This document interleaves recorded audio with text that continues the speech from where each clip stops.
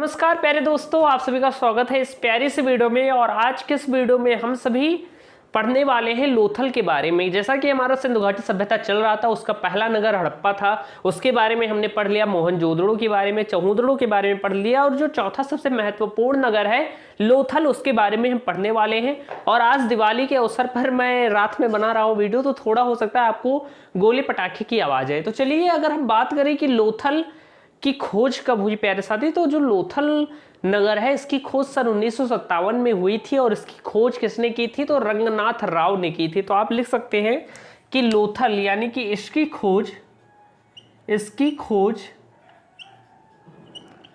सन 1957 में रंगनाथ राव जी ने की।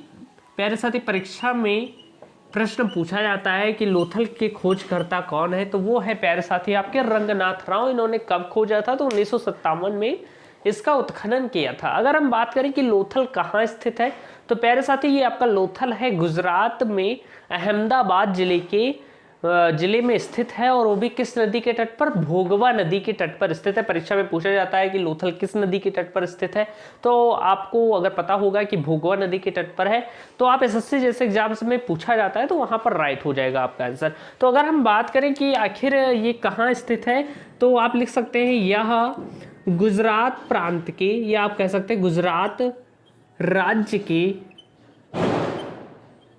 अहमदाबाद जिले के, या गुजरात राज्य के अहमदाबाद जिले में भोगवा नदी के तट पर स्थित है। किस नदी के तट पर प्यारे साथी? भोगवा नदी के तट पर स्थित है प्यारे साथी, स्थित है। तो आप इसे मार्क करके लिख लीजिएगा कि ये कहाँ पर स्थित है, किस नदी के तट पर। तो वो है प्यारे साथी भोगवा नदी। तो जैसा कि मैंने आपको बताया कि जो लोथल था इसकी खोज सन 1957 में रंगनाथ राव ने की थी। इसे भी आप याद कर लीजिएगा। फिर है कि यह कहाँ पर स्थित है, तो यह गुजरात राज्य के अहमदाबाद जिले में भोगवा नदी के तट पर स्थित है। अगर हम और जाने इसके बारे में प्यारे साथी, तो ये हड़प्पा सभ्यता का व्यापारिक नगर था, यानी कि यहीं से व्यापार होते थे एक देश से दूसरे देश में। जैसे आप समझ सकते हैं कि सिंधु घाटी सभ्यता से मेसोपोटामिया की सभ्यता में, या और भी जो सभ्यताएं थी उस समय में यहीं से व्यापार होते थे हड़प्पा सभ्यता के। तो आप लिख सकते हैं यह सिंधु घाटी सभ्यता का, यह सिंधु सभ्यता का व्यापारिक नगर था, व्यापारिक नगर था। आपसे परीक्षा में पूछा जाता है एसएससी जैसे एग्जाम्स में कि सिंधु घाटी सभ्यता का व्यापारिक नगर कौन सा है, तो वो है प्यारे साथी लोथल। अब हम बात करें तो इससे हड़प्पा सभ्यता का मैनचेस्टर भी कहते थे। मैनचेस्टर मींस होता है व्यापारी। तो ये हड़प्पा सभ्यता का क्या था? मैनचेस्टर था प्यारे साथी। तो ये भी आप ध्यान रखिएगा, इससे बहुत ज्यादा प्रश्न पूछे जाते हैं, इंपॉर्टेंट पॉइंट है। तो इसे आप नोट करके लिख लीजिएगा कि हड़प्पा सभ्यता का मैनचेस्टर, हड़प्पा, मैं शॉर्ट में लिखे देता हूं, हड़प्पा सभ्यता का मैनचेस्टर किसे कहते हैं प्यारे साथी? तो हड़प्पा सभ्यता का यानी कि सिंधु घाटी सभ्यता का मैनचेस्टर लोथल को कहते हैं। किसे कहते हैं प्यारे साथी? लोथल को कहते हैं। तो इसे भी आप याद कर लीजिएगा, बहुत बार पूछा गया है। अगर हम आगे बात करें प्यारे साथी, तो जो लोथल था यहाँ पर बंदरगाह भी स्थित थे, इसलिए विदेशों में व्यापार यहाँ से होते थे। क्यों? क्योंकि वहाँ पर बंदरगाह था, और बंदरगाह में क्या होता है? जहाजें होती हैं, जैसा कि आप सभी जानते होंगे। तो जहाजों से समुद्री मार्ग से व्यापार होता था। तो आपसे पूछा जाएगा कि सिंधु घाटी सभ्यता के किस नगर में क्या था? बंदरगाह था। तो वो प्यारे साथी लोथल में था। और यहाँ के बंदरगाह का क्या नाम था, ये अक्सर पूछा जाता है। तो वो था गोदीवाड़ा। यहाँ पर क्या स्थित है प्यारे साथी? यहाँ पर गोदीवाड़ा नाम का बंदरगाह था, गोदीवाड़ा नाम का बंदरगाह था। तो आप लिख सकते हैं गोदीवाड़ा बंदरगाह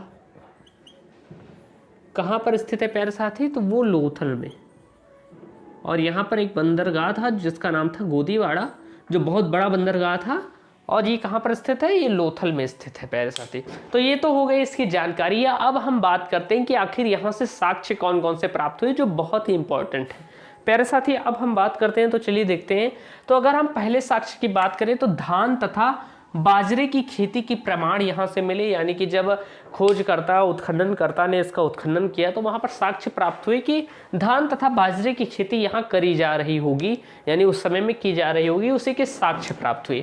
आगे हम बात करें तो हाथी दांत पैमाना यहाँ से प्राप्त हुआ।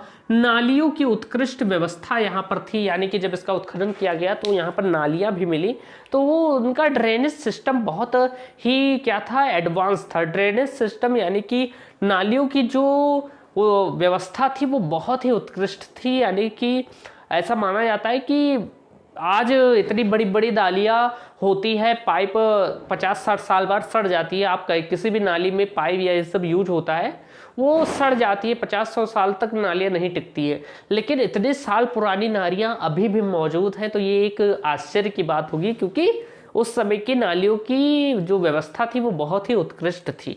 अगर हम बात करें प्यारे साथी तो कुत्ते की मूर्ति के साक्ष्य भी यहाँ से मिले। आपसे पूछा जाएगा कि कुत्ते की मूर्ति के साक्ष्य कहाँ से मिले थे, तो वो थे लोथल से प्यारे साथी। बकरी की हड्डियों के साक्ष्य यहाँ से प्राप्त हुए, यानी बकरियों की हड्डियाँ प्राप्त हुई यहाँ से। इसके बाद अगर हम बात करें तो 3 युगल समाधान यहाँ से प्राप्त हुए, यानी कि 3 ऐसे शव थे जो युगल समाधान यानी एक साथ मिले।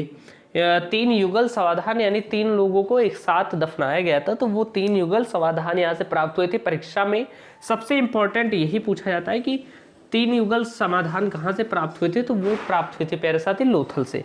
इसके बाद अगर हम बात करें तो शतरंज के खेल के साक्ष्य, जो हम चेस खेलते हैं उसके साक्ष्य भी हमें कहाँ से प्राप्त हुए थे, तो वहाँ से लोथल से प्राप्त हुई थी, ये भी इंपॉर्टेंट है। फारस की मोहरें प्यारे साथी कहाँ से प्राप्त होती हैं, ये भी बहुत इंपॉर्टेंट है। तो ये प्यारे साथी ये भी आपका लोथल से प्राप्त हुआ था। फारस की मोहरें कहने का मतलब है मेसोपोटामिया की मोहरें, यानी कि इससे पता चलता है कि यहाँ पर बंदरगाह था, तो बंदरगाह और ये व्यापारी नगर था, इसीलिए जब विदेशों से व्यापार हुए तो वहाँ के सिक्के यहाँ आए और यहाँ के सिक्के वहाँ गए। इसलिए ऐसा माना जाता है कि यहाँ पर ये एक व्यापारिक नगर था, क्योंकि यहाँ पर फारस के सिक्के प्राप्त हुए थे या फारस की मोहरें प्राप्त हुई थी। जैसे कि आप जानते होंगे कि अगर हम यहाँ से कोई अमेरिका कमाने जाए तो वहाँ से यहाँ आएगा तो अधिकतर सिक्के उक्के तो चेंज हो जाते हैं, इंडियन रुपीज़ में हो जाते हैं, लेकिन कुछ आ जाते हैं ना।